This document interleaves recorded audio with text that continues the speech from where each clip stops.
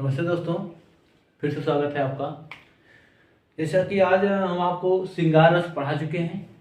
श्रृंगार रस के बाद आपका आएगा भैया क्या, हास्य रस। सबसे पहले ये चलते हैं कि हास्य रस का स्थायी भाव क्या होता है।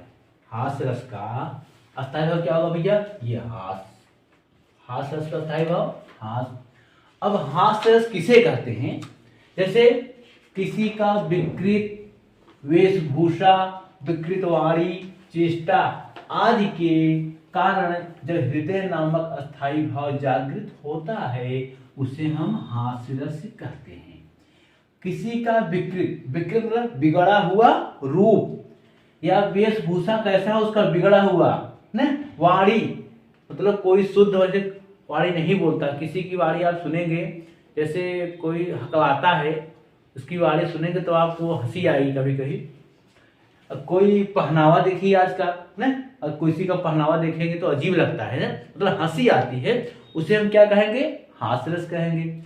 अब ये देखिए हास्य रस के कुछ यहाँ लिखे हैं उदाहरण, जैसे कहा बंदरिया ने बंदर से चलो नहाने चले गंगा। अब बताइए बंदरिया ने क्या कहा बंदर से, चलो नहाने चले गंगा। फिर बच्चों को छोड़ेंगे घर पे होने दे हुड़दंगा, मतलब बच्चे को घर पर ही छोड़ देंगे, वो हुड़दंगा करेंगे और हम लोग चले गंगा नहाते। इसमें आपको सुन के हंसी आ रही है कि नहीं बताओ। बंदर और बंदरी जा रहे हैं गंगा नहाने, घर पे तो कभी नहावे नहीं करते, वहां जा रहे हैं नहाने, तो हंसी जैसी बात आ रही ना। ये कौन सा रस हो भैया, इसमें हास्य रस उत्पत्ति हुई ना।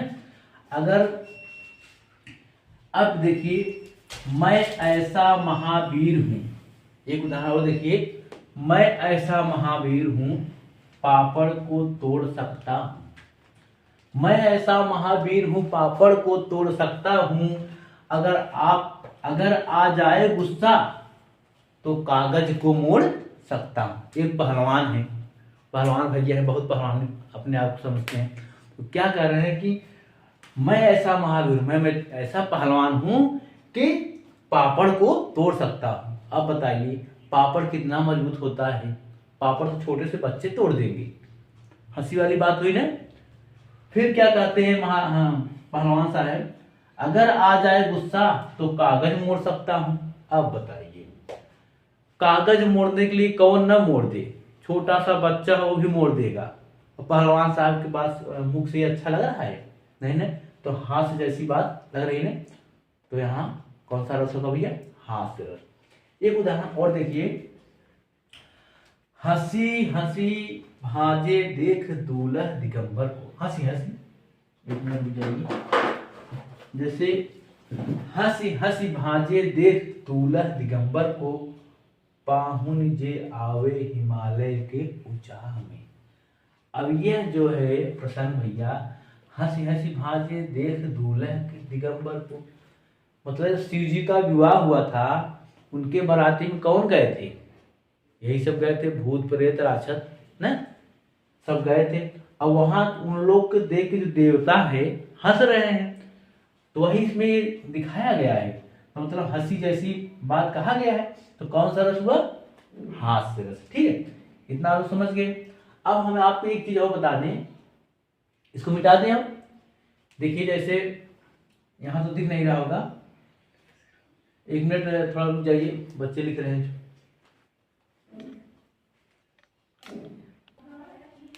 देखिए भैया ये हम बता दिए आपको हास्य रस की, एक बार हम पुनः रिपीट करते हैं।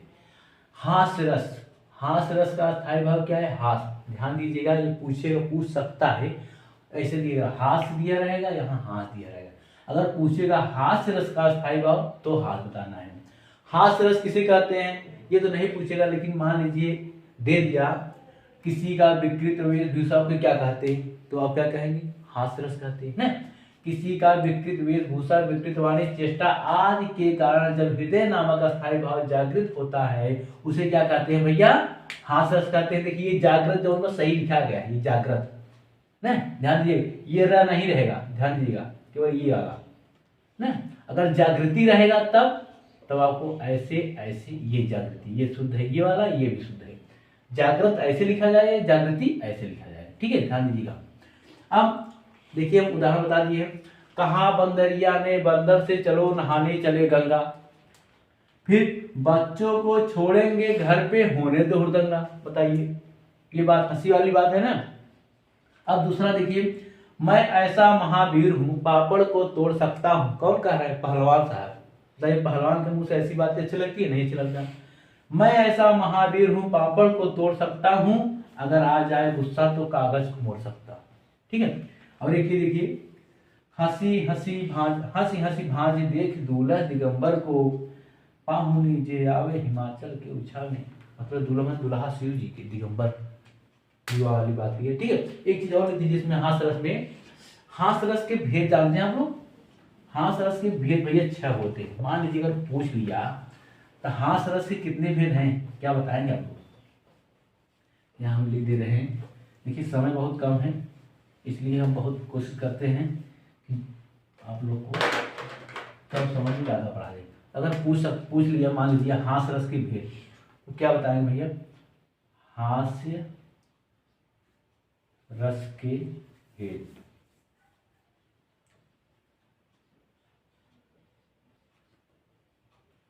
कितने हैं भैया? 6। कौन कौन है हम लिख दे रहे हैं यहाँ। एक पहला है आपका स्मित ना, दूसरा है आपका बेहसित,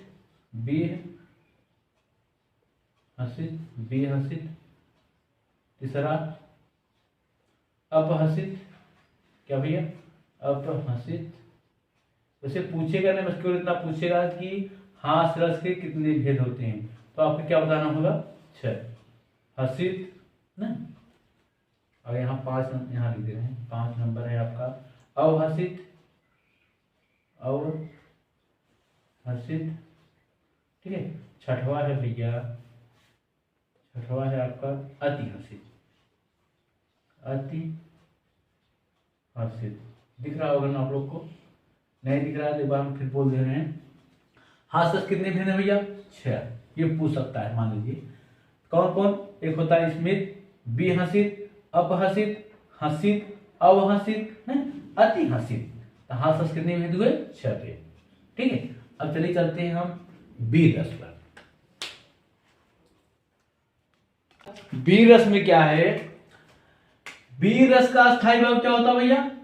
उत्साह। ये ध्यान दीजिएगा, जितने भी स्थायी भाव है ना वो आपको याद करना है। ठीक है। तो वीर रस का स्थायी भाव क्या है? उत्साह। अब चलिए वीर रस किसे कहते हैं? किसी कठिन कार्य, शत्रु अथवा शत्रु की सेना को देखकर जब हृदय में उत्साह नामक स्थायी भाव जागृत हो, तब उसे हम क्या कहते हैं? वीर रस। वहां वीर रस उत्पत्ति होती है। जैसे उदाहरण देखिए, यह इस समय की बात है जब चक्रव्यूह तोड़ने वाली बात कही गई। उस समय ये कहा जाता है, कौन कहता है? मनु कहते हैं कि मैं सत्य कहता हूं सखे, मत सुकुमार जानो मुझे, यमराज से भी युद्ध में सदा प्रस्तुत मानो मुझे। फिर क्या कहते हैं? है औरों की बात ही क्या, गर्व मैं करता नहीं, फिर मामा तथा तात से भी युद्ध में मैं डरता नहीं। ये कौन कह रहा है? अब मन्नू कह रहे हैं। किससे कह रहे हैं? युधिष्ठिर से। अब देखिए, मैं सत्य कहता सखी, मतलब मैं सही सत्य बात कह रहा हूं, मुझे सुकुमार मत जानो, मुझे कोमल बालक मत मान जानो।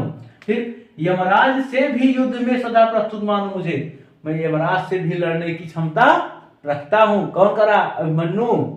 फिर है औरों की बात ही क्या, औरों की बात क्या, गर्व मैं करता नहीं, लेकिन फिर क्या कहते हैं? मामा तथा तात से भी युद्ध में मैं डरता नहीं। मामा कौन थे? श्री कृष्ण भगवान। किसके? अभिमन्यु के। तात तरफ अर्जुन, उनसे भी मैं युद्ध कर सकता हूं। कौन कहा है? अभिमन्यु। यहाँ कौन सा स्थायी भाव उत्पन्न हुआ? उत्साह नामक स्थायी भाव है। कौन सा रस है? वीर रस। ठीक है। एक चीज ध्यान दीजिए, वीर रस के 4 भेद होते हैं, लिख लीजिए आप लोग। वीर रस के, वीर नोट कर लीजिए, वीर रस के 4 भेद,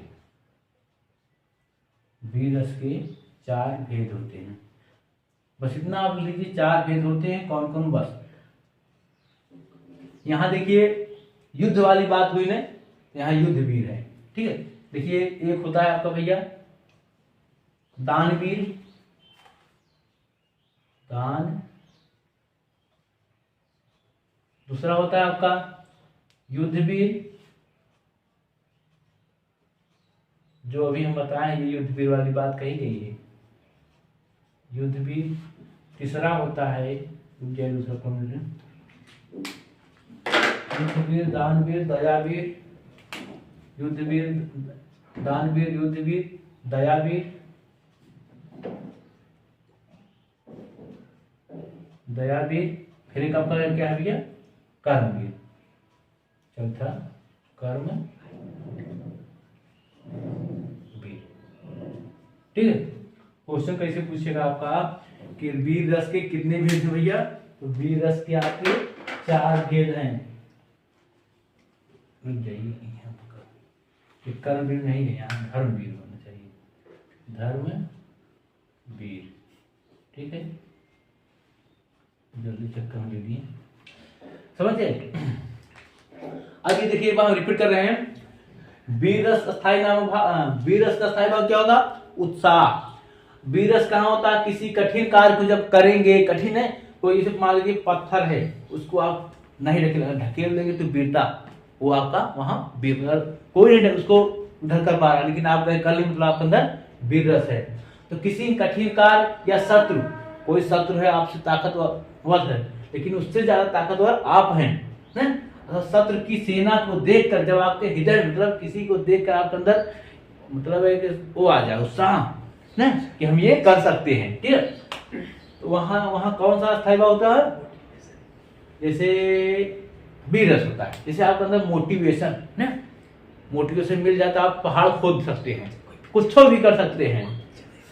जैसे कोई पिक्चर भी आप देख लेते हैं तो आपके अंदर मोटिवेट आ जाता है। जैसे इसमें बहुत देर चला है कि आप 12वीं फेल क्या है, ऐसे कोई पिक्चर है, देखिए उसको देख के आप अंदर मोटिवेट हो जाते हैं कि हाँ नहीं हम भी पढ़ेंगे। ठीक है, वैसे यहाँ देखिए एक बार फिर, मैं सत्य कहता हूँ सखे मत सुकुमार जानो मुझे, यमराज से भी युद्ध में सदा प्रस्तुत मानो मुझे, है औरों की बात ही क्या गर्व मैं करता नहीं, मामा तथा ताज से भी मैं युद्ध में डरता नहीं। अगर पूछ लिया जाए युद्ध वीर रस के कितने भेद हैं, 4, इसमें कौन सा रस है, अगर दे दिया दानवीर, युद्ध, दयावीर, धर्मवीर, युद्धवीर, तो क्या बताएंगे, तो आप इसमें क्या करेंगे, युद्धवीर ना। धर्मवीर कौन थे जानते हैं, युधिष्ठिर, युधिष्ठिर से आप क्या थे, धर्मवीर। दानवीर कर्ण, देखिए अपना दांत क्या था वो दे दिया था ना, और कांच, कवच। और दयावीर जहां किसी की अपना दया दिखाई जाए उसे हम दयावीर कहते हैं। अगर दया वाला भाव आ जाए तो वहां दयावीर, जहां धर्म वाली बात आ जाए वहां धर्मवीर, जहां दान देने वाली बात आ जाए वहां दानवीर, और जहां युद्ध वाली बात आ जाए वहां युद्धवीर। ठीक है, बस आज के लिए इतना ही। अब हम दूसरे टॉपिक भी हो सकता है फिर 1 आध घंटे बाद एक रस और पढ़ाएंगे। ठीक है, नमस्ते।